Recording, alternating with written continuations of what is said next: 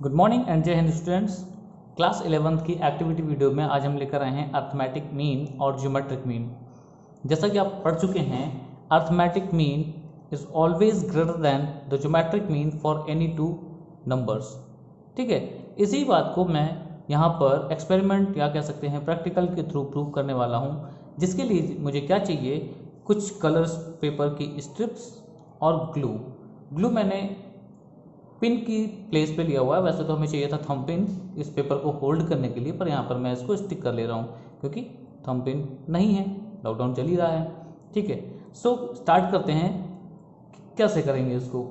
इन 4 strip paper अगर जो आप देख रहे हैं यहाँ पर, ये सभी आइडेंटिकल हैं, है ना, बाई साइज एक जैसे हैं। ठीक है, विड्थ एंड लेंथ इक्वल है सभी की, कलर डिफरेंट है ताकि आपको पूरी बात समझ में आए। तो इनको हम कुछ इस पैटर्न में स्टिक कर लेते हैं। दिखाता हूं कुछ इस तरीके से।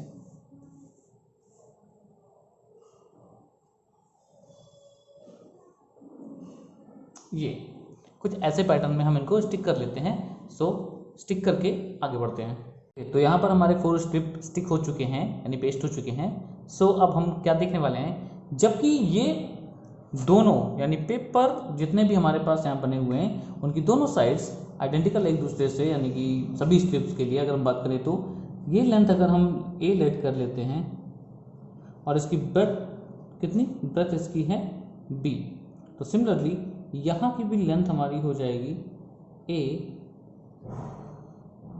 और इसकी ब्रेथ कितनी हो जाएगी, इसकी ब्रेथ हो जाएगी बी। यहाँ भी ए, ये बी, इधर भी ए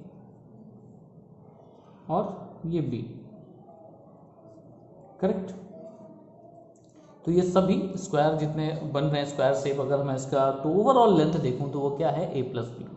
अंदर में जो एक स्क्वायर बन रहा है, जो रिमेनिंग छूट रहा है, वो कितना है, ए में से बी माइनस कर दिया। भाई देखिए, इसकी विड्थ हमारी बी है और ए लेंथ से ये हम टोटल इतना ही माइनस कर रहे हैं। सो ए माइनस बी यहाँ, सिमिलरली इधर ए माइनस बी। ठीक है, यहाँ भी ए माइनस बी और इधर भी ए माइनस बी। करेक्ट। अब जो स्क्वायर बन रहा है उसको मैं कुछ नाम दे देता हूँ यहाँ पर, A B C D. Correct, A B C D हमने यहाँ पर इसको नेमिंग कर दी। और बड़े वाले स्क्वायर को हम दे देते हैं पी क्यू आर एस। और ये हमारा पूरा सेटअप तैयार हो गया है यहाँ पर, जो हमें यूज़ करना है। अब एरिया की बात करें तो ये बड़े स्क्वायर का एरिया किसके बराबर है, यानी कि अगर हम बात करें एरिया ऑफ स्क्वायर, कौन सा square, P Q R S, ये किसके बराबर होगा, first area of 4 strips plus area of square A B C D, इसके बराबर होगा। भाई ये बड़ा वाला स्क्वायर का एरिया किसके बराबर होगा, जितना इसके अंदर कंटेनिंग एरिया है। सो 4 स्ट्रिप्स के एरियाज और ये जो रिमेनिंग हमारा पोर्शन, स्क्वायर पोर्शन छूट रहा है, उसके एरिया के बराबर। सो एरिया ऑफ स्क्वायर क्या हो जाएगा, पी क्यू आर एस का ए प्लस बी, क्योंकि यहाँ से पूरी लेंथ कितनी है, ए प्लस बी, इधर भी length A plus B, A plus B का whole square is equal to area of 4 strip. 4 strip है, देख रहे हैं, ग्रीन वायलेट रेड येलो, और इनका एरिया क्या होगा, ए इंटू बी होगा। भाई रेक्टेंगल है, ए इंटू बी ही होगा। So A into B plus area of the square, so A minus B का होल स्क्वायर। क्लियर, इतनी बातें हो गई। अब यहां पर हम क्या देख पा रहे हैं कि ए प्लस बी का जो होल स्क्वायर जो है वो 4ab प्लस ए माइनस बी का होल स्क्वायर के बराबर है। सो अगर हमें यहाँ पर बात करनी हो कि ए प्लस बी का होल स्क्वायर क्या इंडिविजुअली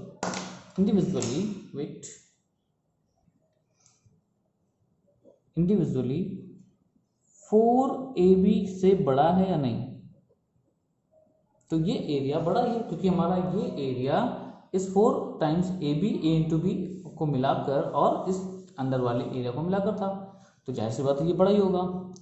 करेक्ट भाई, इतना और ऐड हो रहा था, उतना हमने हटा दिया, तो यानी कि ये वैल्यू इससे छोटी है। ठीक है, taking square root both sides we get, दोनों साइड स्क्वायर रूट लेंगे तो क्या होगा, a प्लस बी इधर आ जाएगा और greater than 2 under root A B का अंडर रूट ए बी हो जाएगा। करेक्ट। अब इस 2 को हम क्या करते हैं, बोथ साइड हम 2 से डिवाइड करते हैं। On dividing by 2 both sides we get, क्या मिलेगा हमें, a प्लस बी अपॉन 2 और यहाँ पे 2 और 2 कैंसिल होगा तो अंडर रूट ए बी। और यही स्टेटमेंट है हमारा कि किसी दो नंबर के लिए अगर हम देखें, किसी भी दो नंबर के लिए हम देखें a और b के लिए, a प्लस बी अपॉन 2 हमारा अर्थमेटिक मीन होता है और अंडर रूट ए बी हमारा ज्योमेट्रिक मीन होता है। और इससे हमारा ये थ्योरम भी प्रूफ होता है कि arithmetic mean of any two number A B is always greater than geometric mean of that two numbers, hence proved. Activity maths की है, बहुत कुछ नहीं लगना है, खुद से ट्राई करिए, कॉन्सेप्ट क्लियर होंगे, कुछ कलरफुल पेपर्स, सीजर और ग्लू ही लगना है। ठीक है, तो एक बार आप इसे अच्छे से देख लीजिए और खुद भी ट्राई करिए, ट्राई करके मुझे सेंड भी करिए, एटलीस्ट पता तो चले आप इसको देख भी रहे हैं या सुन भी रहे हैं। बहुत मज़ेदार होते हैं। थैंक यू एंड जय हिंद।